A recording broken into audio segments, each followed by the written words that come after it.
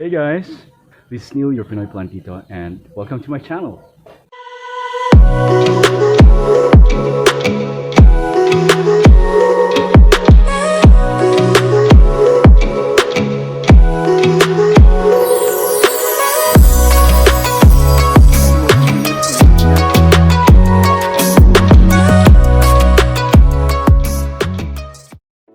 So maraming akong na-receive ng mga comments and suggestions and inquiries after I made this vertical garden, which is currently my favorite background. So this is like the part 2 of my vertical garden video because I haven't covered everything during the first video. So ngayon, we will be talking about other stuff na hindi natin na-cover during the last time. We will be answering questions like how to water this vertical garden and location ng garden and papaano sila naka-elevate dito sa vertical garden na to. As you know guys, this vertical garden does not use any felt. So these are just more like elevated plants really na nakalagay sa sarili nilang mga pots. 100% of all the plants here need not be repotted or palitan ng pot, no? Which is something that I am proud of kasi hindi na kailangan ng mga plants na ma-disturb. So I felt like no plants were hurt during the filming of this video. Ganon. So, yan. Ngayon, papakita ko sa inyo first paano sila nilagay, okay? Yung paglagay sa kanila, ano yung reasons kung bakit gano'n yung pagkakalagay sa kanila. And then we will talk about some tips on how to prevent the soil from falling off pag nagwa-water na tayo. Gaano natin sila kadalas dapat water and some other tips na pwede natin makuha. So let's do it right now.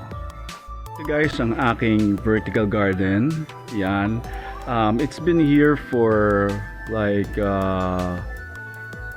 almost a week, and they seem pretty okay, I think. Wala naman akong naging problem. Walang na sunog ng mga dahon, just like how they were when I put them here. So first, let's talk about the location ng vertical garden na to. Bakit nagta-thrive sila dito? Ano yung mga factors na nakaka-apekto sa kanila? So ang location ng garden na to ay partly shaded. Bakit partly shaded? Kasi nasa ilalim siya ng puno ng mangga. Okay? So, pero dahil itong mangga na to, hindi naman talaga siya yung mangga na makapal ang dahon. Kaya may mga pumapasok pa rin ng mga rays of sun dito sa loob. At sometimes yung ibang mga plants, they are subjected to direct sun a few times in a day.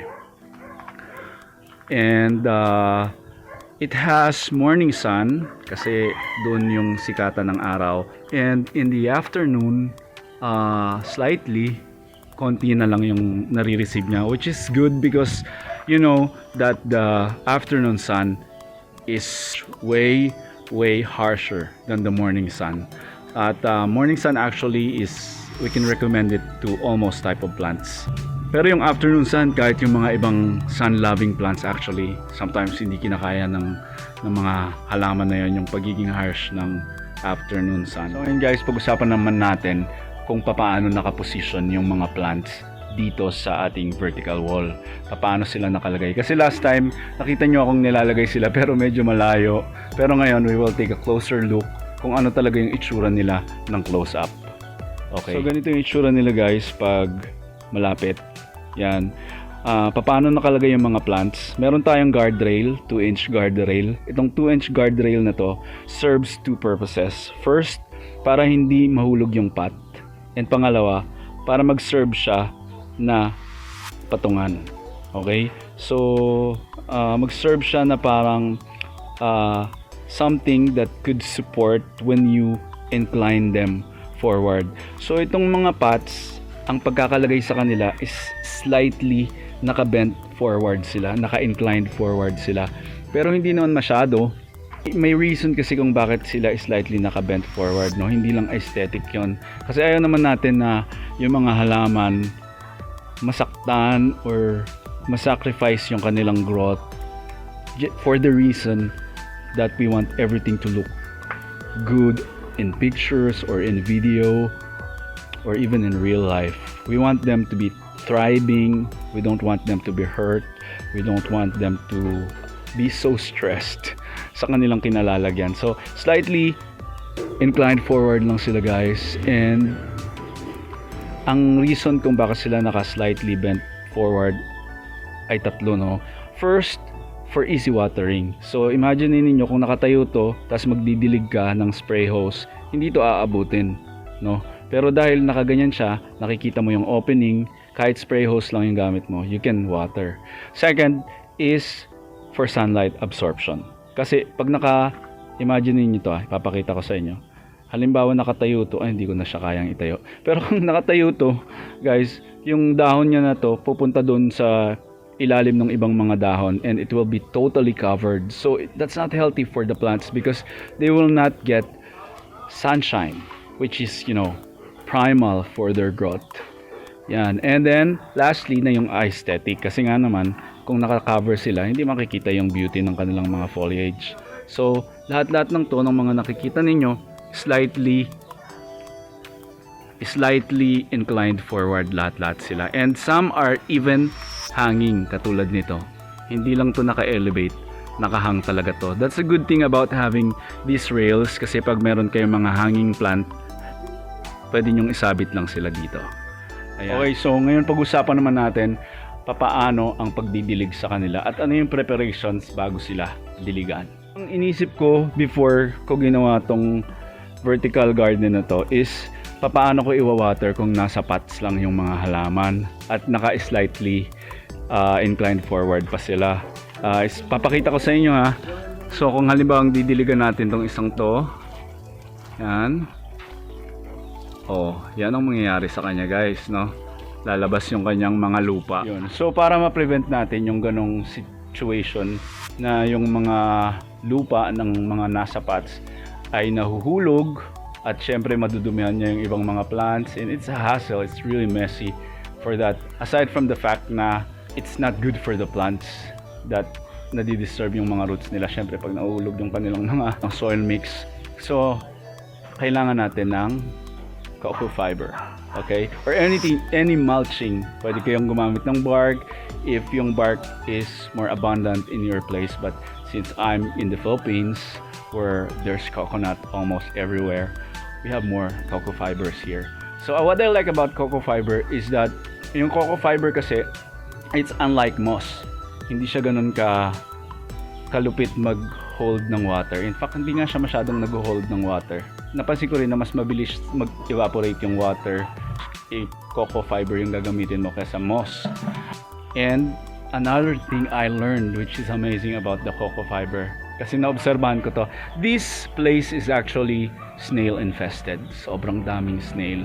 And I have a Monstera Thai constellation that almost had several leaves already. Pero every time na lalabas yung isang dahon, kakainin ng snail. Di ba nakakaasar yun? Imagine niyo. Buti ko sanang lang yun, ordinaryong halaman. It's a Monstera Thai constellation. I was really trying ways para matuloy-tuloy yung pagdahon ng Monstera Thai constellation. But it was all a failure. Hindi ko rin siya pwedeng ilagay sa loob ng bahay because the environment is not so good para sa kanya. Until I put this. So nilagyan ko yung paligid ng Monstera Thai constellation ko ng cocoa fiber. And you know what? Snails hate it. Ayaw siguro nilang gumapang-gapang dito sa fiber, or maybe it hurts them.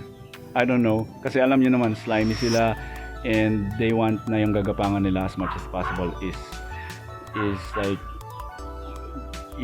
that's part of their body. So nahirapan sila siguro gumapang dito sa cocoa fiber. And I'm gonna show you guys, after a while successfully nakapatubo na ako ng dahon just because nilagyan ko yung Thai constellation ko ng cocoa fiber. I'm so happy. Guys, nilagyan ko siya ng coco fiber at yan na yung bago niyang dahon. Ay, sobrang saya ko guys. So ipapakita ko sa inyo guys kung paano yan. Madali lang to eh. Lalagyan mo lang siya ng coco fiber, ng lupa. Tapos ipapakita ko rin sa inyo ano yung difference pag may coco fiber siya at wala pag diniligan mo. So pag may coco fiber yan, hindi katulad kanina no. Babagsak yung lupa. Yan. It has already coco fibers.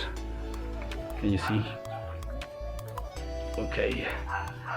And the coco fiber is also good kasi, you know, it serves as a mulching agent. So when you have coco fibers inside the pot, on top of the topsoil, you will have more moisture content, and also you don't need to water that much.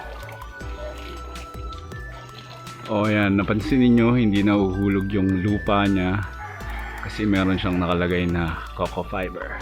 So it's watering time.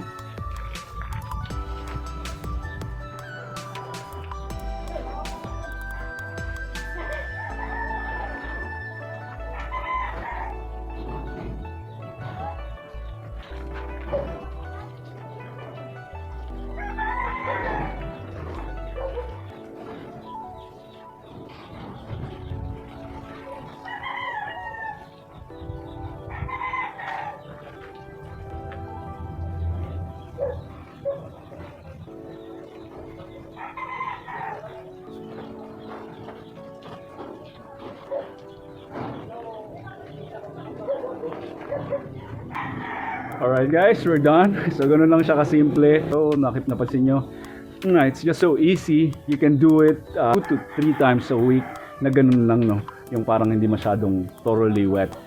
But I highly recommend that once a week you check your plants for moisture content. So kung okay pa sila or thoroughly dry na sila, and then you water them thoroughly. How do you water them thoroughly? Well, you have to really go to the opening. Kasi itong ginagawa ko, ito yung regular 2 to 3 times a week ko na just parang wisip-wisip lang ng tubig just so hindi sila ma-dry up, and then their leaves will also have enough protection from the heat of the sun. And that's about it guys for our quick tutorial and tips video for today. Hope you get something out of this, and hope to see you next time. Bye.